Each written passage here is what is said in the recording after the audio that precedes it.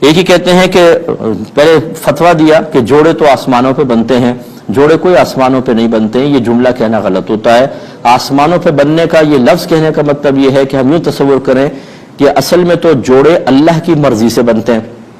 اللہ نے جس کے لیے جو عورت مخصوص کر دی، جس عورت کے لیے جو شوہر مخصوص کر دیا، وہی اس کا شوہر، وہی اس کی بیوی بنے گی، کوئی اس کو ختم نہیں کر سکتا اور اپنے وقت پر ہوگا۔ اب یہ تو ایک اصل مسئلہ ہے۔ اب آپ کہیں جوڑے آسمانوں پہ بنتے ہیں تو یوں تصور میں آئے گا کہ جیسے اللہ تعالیٰ آسمان پر ہے اور وہاں اس نے یہ جوڑے مختص کر دیے۔ جوڑے تو مختص اللہ نے کیے لیکن وہ آسمان پر تو نہیں ہے، تو یہ کہنا جی جوڑے آسمان پہ بنتے ہیں، یہ غلط محاورہ ہے، یہ عام لوگوں نے چھوڑ دیا کسی نے فضا کے اندر اور ہم اس کو قبول کر لیتے ہیں، تو اس کو ہرگز نہ کہیں، بلکہ اس کے اندر کوئی سخت حکم بھی لگ سکتا ہے، کفر کا حکم بھی لگ سکتا ہے، اس لیے احتیاط کیجئے۔ دوسری بات یہ ہے کہ بالکل ایسے ہی ہے، اللہ تبارک و تعالیٰ نے ازل سے ہی فیصلہ فرما دیا کون کس کی بیوی بنے گی، کون کس کا شوہر بنے گا، کس کی شادی نہیں ہوگی، کون کنوارا مر جائے گا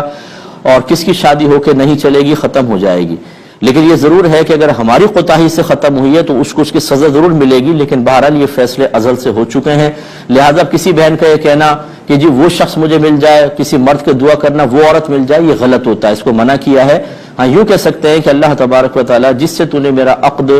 رکھا ہے اگر وہ میرے حق میں بہتر ہے، یا اگر اس کے ساتھ رکھا ہے اور یہ میرے حق میں بہتر ہے تو اس معاملے کو آسان کروا دے، لیکن مخصوص شخص کو سامنے رکھ کر یا مخصوص اوصاف کو سامنے رکھ کر دعا کرنا کہ مجھے ایسا ہی شوہر چاہیے، مجھے ایسی بیوی چاہیے، یہ ہرگز نہ کریں۔ وجہ اس کی یہ ہوگی کہ فیصلہ پہلے ہو چکا ہے، اللہ تعالیٰ اپنے فیصلوں کو آپ کی خواہشات کی وجہ سے بدلے گا نہیں۔ آپ نے کی شادی ہوئی اور ویسا نہیں ملا تو پھر شیطان فوراً ذہن میں ڈالے گا کہ دیکھو تم نے کتنی دعا کی لیکن اللہ نے تمہیں کیسا شوہر دے دیا، تمہیں کیسی بیوی دے دی، حالانکہ وہ تو اپنے فیصلے نہیں بدلتا نا۔ لا مبدل لکلمات اللہ،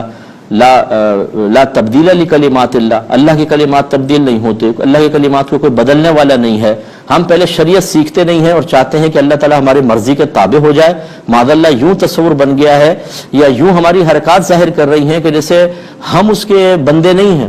وہ مطلب یہ کہ معاذ اللہ ہمارا ماتحت ہو گیا، اس لیے ہماری ہر دعا قبول ہونی چاہیے ورنہ ہم ناراض ہوں گے۔ اس کا کہنا مانے نہ مانے،